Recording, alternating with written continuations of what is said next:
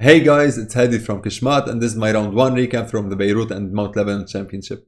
As you may or may not know, I'm playing in this tournament. It's a classical tournament. The time control is 70 minutes plus 30 seconds per move, and it's a 7 rounds tournament, and the top 12 players of this tournament will qualify to participate in the Lebanese National Championship for a chance to actually compete for the official title of the Lebanese chess champion.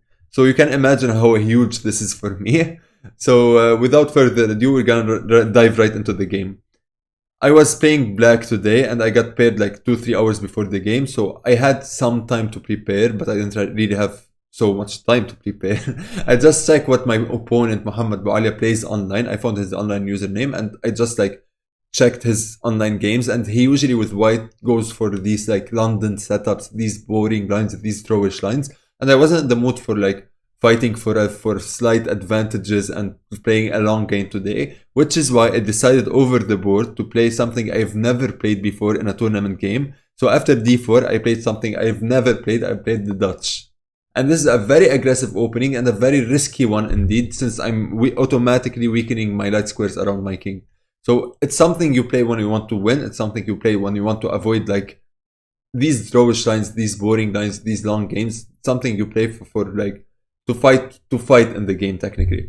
So after d4 f5, the opening was quite smooth. Nothing really happened. We just developed our pieces, and here it was like the first half critical moment in the game. So here I played queen e8, and the idea behind queen e8 is that I want to go to h5 and start an attack on the king side. And this is a very common pattern in this opening, a very common pattern in the Dutch. However, maybe in this position it was a bit premature. Maybe I should have like developed my pieces first. Maybe knight c6, bishop d7, and then went for this. However, it's fine. It's also playable immediately. So after queen e8, he played rook e1. I played queen h5, and then he played e4. And this is the main reason behind why queen e8 and queen h5 is not that accurate, since I'm allowing him to play an early e4. In the game, I thought that this was a blunder. Why? Because in this position, I calculated that after takes, knight takes, rook takes. Here, from a distance, I thought that, okay, after d5, his rook should move back, let's say, and then I capture this bishop for free.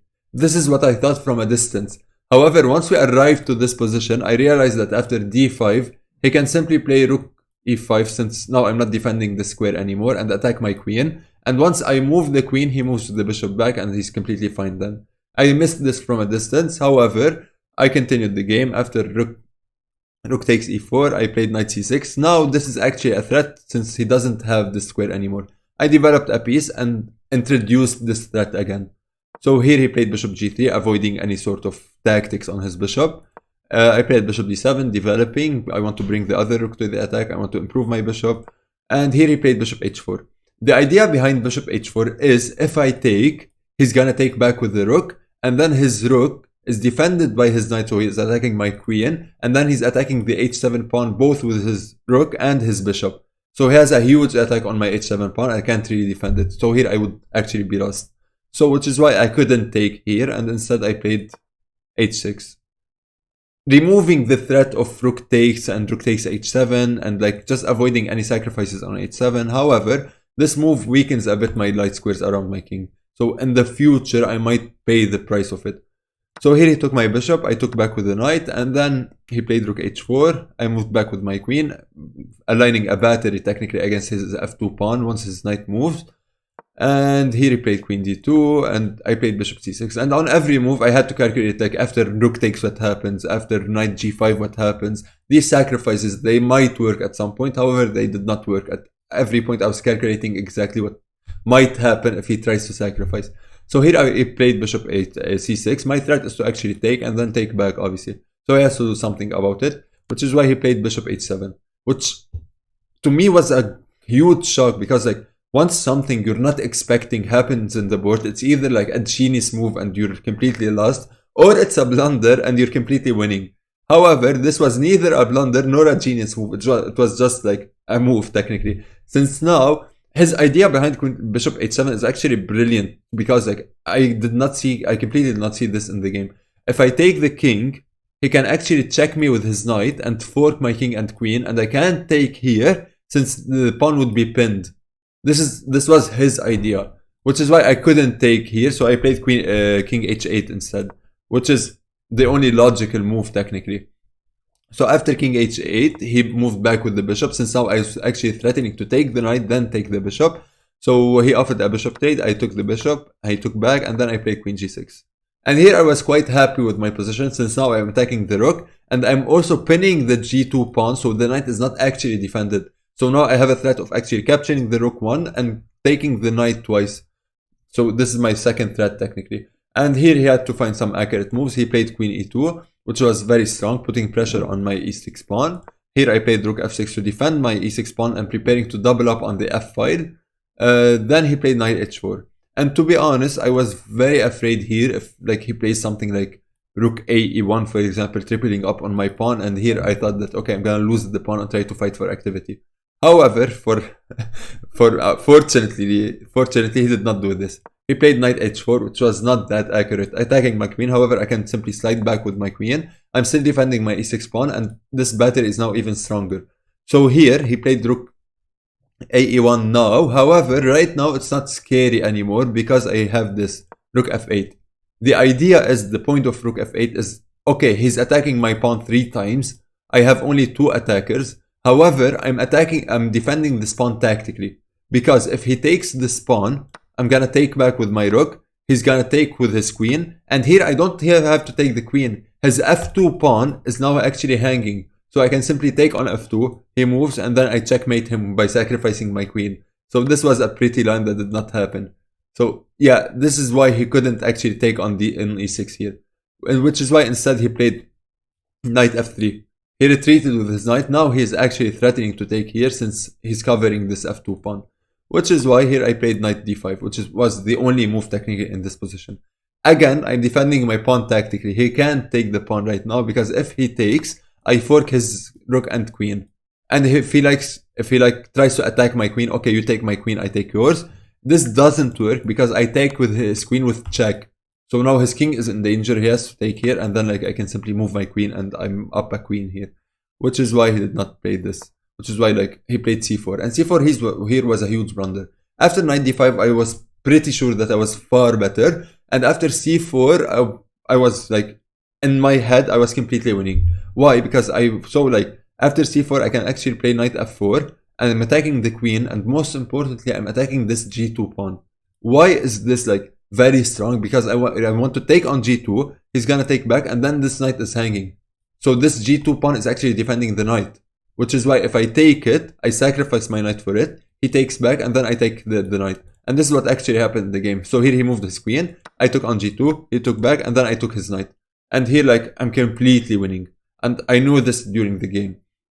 Here again, I'm up a pawn for starters. His king is very weak. These pawns are very, very weak. And he doesn't have like any counterplay, because if he tries to take here, for example, I just take on f2 with the rook, and I have 3 attackers, so he's losing his queen. So here I was very, very happy with my position. He played rook 1 e2 to actually defend this pawn on f2. And then I played check. He moved. And here I played this. And here I was playing very, very accurately. I was very happy with myself. Like, I did not go for the king. No. I just cut out his counterplay. So all of his counterplay lies in the fact that he has doubled rooks and he wants to capture here at some point. So I just thought, okay, I'm going to defend everything. I'm going to defend my position, limit his counterplay to the maximum, and then start attacking. And this is exactly what I did. After rook e3, I played here I had a chance. Actually, was it here or maybe? Yeah, here, after rook king f1. Okay, here I calculated something, and it was something very strong actually. Here I calculated that I can actually take on f2. And this is important to mention because like if I take on f2, he has to take back with the rook. I take back with my rook. He takes back with this queen. I take the rook. And here we reach an endgame in which I'm up 2 pawns, which is more than enough to win. However, it's a queen endgame. And my king is not like the safest king in the world. And I didn't want to go for this because I knew like queen endgames are very, very, very tricky, and they hold huge drawing potential. So any slight mistake on my part, and I'm gonna like probably draw the game or even lose sometimes. So I did not want to transform this advantage into a queen endgame, which is why I kept the pressure. I played rook f6. And then after this, I kept the pressure, and here after takes, I thought that, okay, I have a queen and a rook very, very active. I'm threatening mate in some positions, and his pieces are very clumsy. He's down a pawn, his pawns are weak, his king is very weak. So this is the position I wanted to get into. I didn't want to transform this position into like a drawn queen endgame where he has chances where he's gonna like play forever. No, I didn't want this. So after this, he played queen e3. He wants to trade queens and try to hold the rook endgame, which is definitely holdable to some degree. So here I was calculating everything. I calculated queen h1, I calculated queen d1, I calculated like literally everything. Taking, going back, going like back, I don't know. I calculated so many things, and in the end I decided to play this, check, and here we were getting low on time, so I decided to repeat the position once and then decide. And repeating the position once and then taking his queen was not the most accurate thing in the world. I knew that in this position, there's no way I'm gonna draw. There's no way I'm gonna lose actually. I have an extra pawn. Although it's a rook endgame, my king might become very, very active if like it just reaches f5, for example. I'm gonna put my king on f5. I'm gonna improve my pawn slowly. I'm gonna try to lock the queen side and then win the game. This was my game plan. However, before this, like over here, after I checked, and this is important, here I missed a win. I missed a pretty easy win, I'm gonna say. Because I calculated this and I did not play it, which is sad. Okay, so here I had queen d3. The idea behind queen d3 is, let's say like he plays queen e2. I check him on h3, and I saw this during the game. And after like something like king g1, let's say, I had simply have this, and this is gonna lead for mate. Rook g6, and then queen g2 is mate. And if he goes back to e1, which is what I calculated in the game, after taking here, I thought that, okay, he can simply take here, and then he has some counterplay. I didn't want to give him counterplay. What I missed here is this queen g1 check. From a distance, I missed this. So, which is why I need to work on my tactics again. However, I missed that after queen g1, he has to go to d2 technically. And here, I missed that I have rook takes. And his queen is pinned, so he's not in time to check and check me. This is what I missed. Okay, anyways, I transformed this huge win into a rook endgame where only I'm playing for a win. However, it's according to the engine, it's a draw. However, practically speaking, with the time situation, he was very low on time here. With the nerves, with the tiredness, I was pretty sure that this was winning for me. That I'm gonna win this somehow. So again, here my plan is to improve my king, defend everything with my rook, like keep my rook very active, defending everything and attacking some things from his side, and trying to lock the queen side. If I get to lock the queen side, if like I eliminate his counterplay on the queen side, I'm pretty sure that I was completely winning. And this is exactly what I did. So I'm going to show you exactly what happened. After this, I tried to improve. So h5 was just a way to create a wall, not allowing his king to enter. So here I played a5, hoping that he'd play a4. And here he started cooperating with me and he played a4. The point is that his whole counterplay, since I'm far stronger on the king side, his whole counterplay should be on the queen side. Once you're attacked on the king side, you have to create counterplay on the queen side. This is by principles. So here he should have tried to play something like, I don't know, rook b3 maybe, and try some c5 action, and trying to open up some lines to get some activity for his rook. And this is exactly what he did not do. And I was very happy to see this actually. So here I played b6 and he played b3. He completely locked the queen side. And here I was pretty sure that it's an easy draw. I'm just going to improve my position slowly, bring my king to defend this pawn, and then go up, and then go up, and then like keep on improving slowly. And this is exactly what happened here. So this was great technique from my part actually. I really enjoyed this game. I really was proud of this game technically, because I showed some high understanding of the position. I just transferred this huge advantage into a mini advantage. However, I knew that in the long run, he cannot hold this. And this is not really holdable. Even though the engine can hold this, like a person from this level, a person with this time situation, he can't really hold this. So here I just improved my king slowly. And here was an important moment in the game. So I calculated everything here. So here I had two choices. Either I play e4 now and then play rook f3 and trade rooks. However, what I did not like here is after he moved, if I play e4 here and let's say he plays this, for example, and I check, he trades, I take, I was afraid that here in some position, he might just I want to go capture these pawns and he might just create some counterplay with this pawn if he takes here and then he pushes.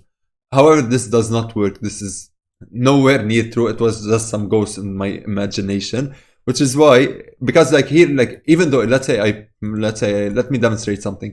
Let's say I played this and I actually start going for his pawns on the other side, and he actually reaches this pawn and tries to attack. Once he goes down, I simply push my pawn, and if he takes here, I promote immediately and stop all of his counterplay. So this is what kind of I missed also in the game, which is why here I did not play e4. I just played rook e4. And you have to know that if I trade rooks, I'm completely winning. My king is way more active. One, I'm up a pawn. Two, and like this is easier winning if I transfer this into a king at pawn endgame. If I transform this into a king at pawn endgame, which is what I was trying to do. Which is why here I played e4, and here he resigned. Obviously, my plan is to play rook d3, trade rooks, and then I have my pawn here actually, which is another asset in my position since this will become a passed pawn. And if he doesn't do anything, let's say he goes back, I don't know, I check, and I pick up this pawn, and this is completely lost. I go up with my king, and like I simply promote. So this was my round 1 recap, guys. I'm vlogging the whole thing on TikTok, on Instagram, on YouTube Shorts, so you can also watch my vlogs. It was a very tiring game. It was a 3 hours game, which is something I did not want to go into. However, shit happens, and I'm gonna see you all in round 2. Goodbye.